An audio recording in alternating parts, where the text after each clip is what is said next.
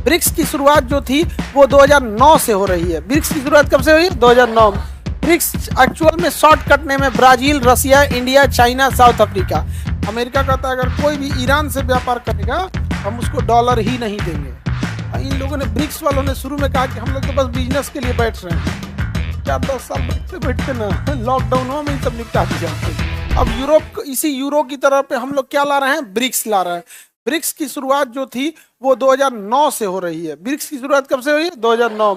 BRICS actual में shortcut name है Brazil, Russia, India, China, South Africa. Brazil, Russia, India, South Africa, ये हो गया ब्रिक्स। क्या हो गया? ब्रिक्स। तो टोटल कितने देश हो गए इसमें? 5। लेकिन अब इसमें देशों की संख्या बढ़ रही है। अब इसमें देशों की संख्या क्या हो रही है? बढ़ रही है। अब पूरी दुनिया में अमेरिका क्या कहता है कि हम ही से डॉलर खरीदना है, हमारे ही पैसे में आपको क्या करना है? व्यापार करना है।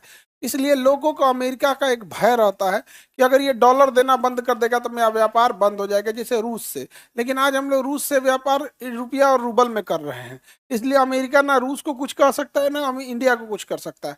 हाँ, हमारे देश के जो उद्योगपति हैं वो मतलब क्या है, केवल अमीर बने हैं, कुछ किए नहीं है। अगर वो करके अमीर बनते तो आज हमें अमेरिका आंख नहीं दिखा सकता था। हमारे यहाँ के उद्योगपति ना सरकार से मतलब चापलूसी करके अपने हिसाब से काम ले लिया है सब। समझ में आ गया कि नहीं? है क्या? रेल ले लेते हैं, एयरपोर्ट ले लेते हैं, बिजली घर ले लेते हैं। भाई कुछ कर, कुछ तो कर। ना वो हमरा नहीं आता है ना, सब हमको नहीं आता। बिल गेट्स करेगा, माइक्रोसॉफ्ट बनाएगा, सुंदर पिचाई देखेगा, ये टेस्ला उसला वहां बनेगा। हमको क्या मतलब? हम कॉपी पेस्ट मारेंगे। नहीं समझा क्या? एशिया के सबसे ज्यादा अमीर हमारे ये देश में रहते हैं। इन बैलेंस से कोई एमआरआई मशीन नहीं बनता है। कौन सी काम का अमीर? कॉपी पेस्ट मार दिया यहाँ पर। जिस वजह से ब्रिक्स देश जो है ना, हम लोग के ऊपर बहुत दबाव बनाता है अमेरिका। हम चाहते हैं ना कि अमेरिका पे डिपेंडेंसी खत्म करे। बट जो भी अमेरिका से डिपेंडेंसी खत्म करता है, अमेरिका क्या करता है ना, उनको निपटा देता है। जैसे ईरान अभी निपटाने में लगा हुआ, अफगानिस्तान को निपटा दिया, सीरिया को निपटा दिया, लीबिया को निपटा, सबको निपटा दिया। अच्छा, अभी शेख हसीना कुछ बोली थी, निपटा दिया उनको भी।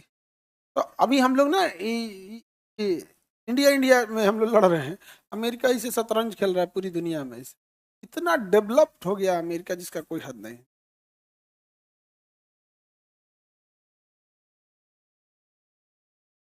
तो ब्रिक्स देशों ने सोचा कि हम बड़े बड़े देश जैसे रसिया हो गया, चाइना हो गया, इंडिया हो गया, ब्राजील हो गया, साउथ अफ्रीका हो गया, तो ये जितने बड़े देश हैं इनके पास अपना ही इतना इंटरनल व्यापार होता है, इतना ज्यादा कि इन्हें दूसरे की जरूरत ही नहीं है। तो अमेरिका चाहता था इन्हें खत्म कर देता। तो शुरुआत में इन लोगों ने धीरे धीरे मीटिंग्स किया, अपना व्यापार किया, व्यापार को आगे बढ़ाएं। अभी दुनिया का 40% बिजनेस केवल ये ब्रिक्स देश आपस में करते हैं।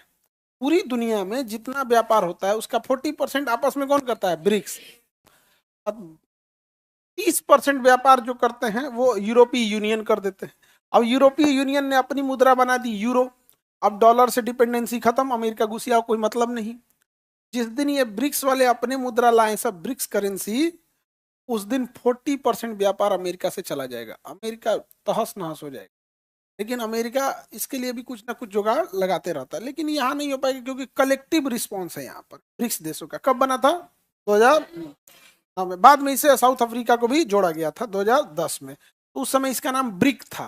बाद में जब साउथ अफ्रीका को जोड़ दिया गया तो क्या हो गया? ब्रिक्स हो गया। अब इसके नाम आगे बढ़ रहे हैं, अब इसमें और चीज जुड़ रहा है, सबका अलग अलग नाम के हिसाब से। अभी इसका 2025 में कहाँ हुआ था? रियो डी जेनेरियो में हुआ था। कहाँ हुआ था? रियो डी जेनेरियो में। रियो डी जेनेरियो ब्राजील में है। मीटिंग होता है, उसमें प्रधानमंत्री जाते हैं। कौन जाते हैं? प्रधानमंत्री भाग लेने जाते हैं। बहुत बड़ा संगठन होता है ब्रिक्स। प्राथमिक सदस्य में तो हम आपको बता दिए कौन कौन है।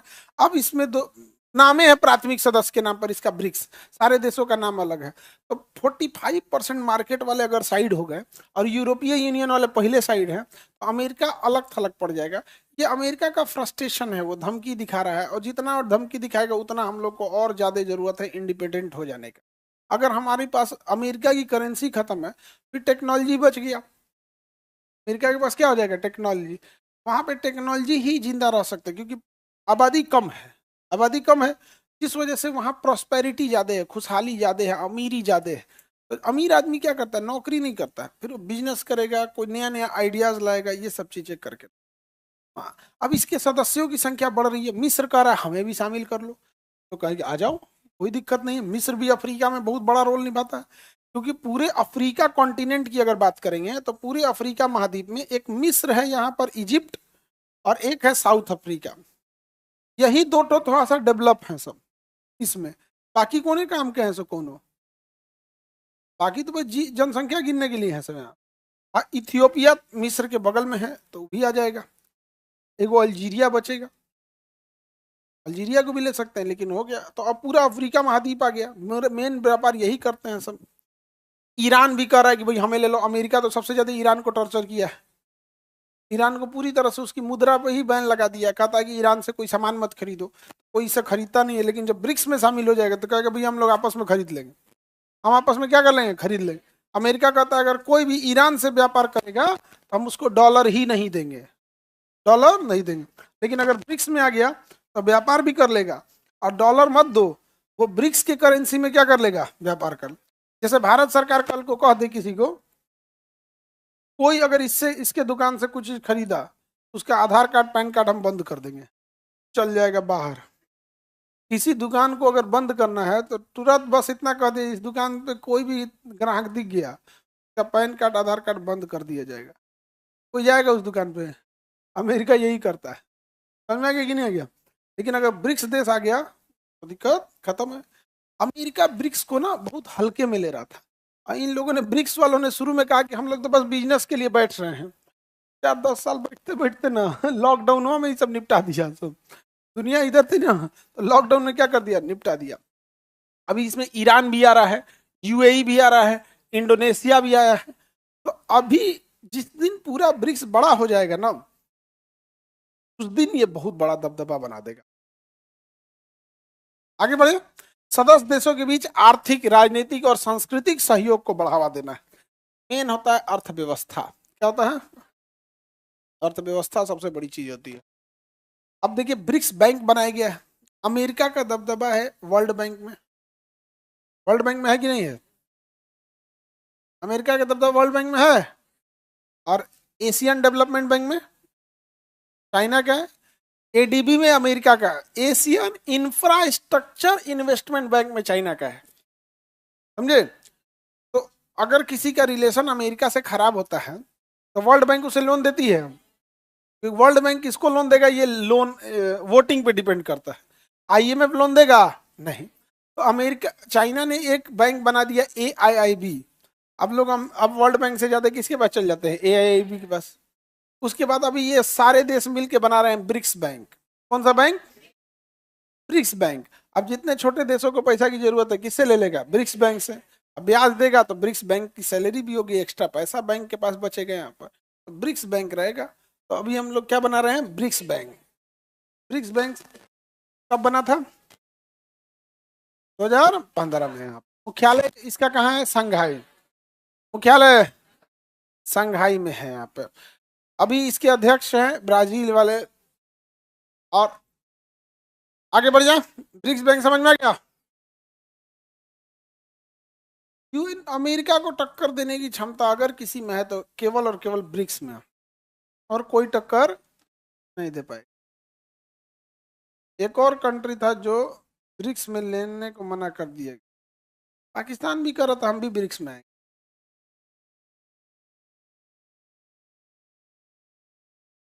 ये भाई उसको जरूरत क्या है, यहाँ यहाँ अमीर लोगों का काम है। पाकिस्तान तो भीख मंगा है, वो ब्रिक्स में फिर आगे भीख मांगने का। एक पाकिस्तानी फ्लाइट में भीख मांग रहा था, पूरा वीडियो वायरल हो गया, फ्लाइट में, उड़ते जहाज में। सोचिए फ्लाइट में चढ़ गया था और रसीद काट रहा था कि पाकिस्तान में हज करने जाता है सर, वहां भीख मांग लेता है। अब कोई धार्मिक जगह हज करने गया, कोई मांगेगा तो इंसान दे देता है, अरे जाओ यार यहाँ हज करने आए, नहीं समझे।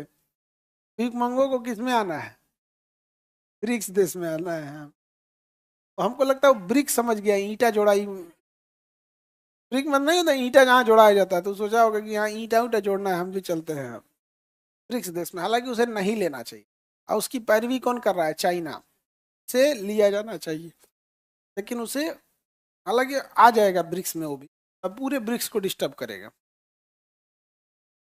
तो उद्देश्य आगे बढ़ना थोड़ी है, डिस्टर्ब करना है उसको। और भी देश आ सकते हैं, सऊदी अरब भी आने के लिए बोल रहा है, यूएई आने के लिए बोल रहा है, ईरान को तो हम लोग पक्का लाएंगे लोग यहाँ। तो जितने देश आएंगे ना, अमेरिका उतना ही शांति से बैठेगा, क्योंकि सबसे दुश्मनी नहीं ले सकता एक साथ। धीरे धीरे धीरे, अच्छा रसिया से क्यों दुश्मनी लेंगे, खुद ही कहेगा तुम कौन होता है बोलने वाला। चाइना का तो टैरिफ लगाओ कितना 100% का, हम भी 100%। अमेरिका का जवाब देने की क्षमता अभी पूरे पृथ्वी पे है तो चाइना के पास। अरे हम बोल नहीं रहे, उसने जवाब दिया भी है। इतना साफ सुथरा शहर बना दिया चाइना, इतना डिसिप्लिन, इतनी टेक्नोलॉजी का यूज किया चाइना। हम लोग ना टेक्नोलॉजी की अगर बात बोलिएगा तो फट्टे वो आदमी उठेगा, हमारे किताब में पहले से लिखा था ड्रोन है।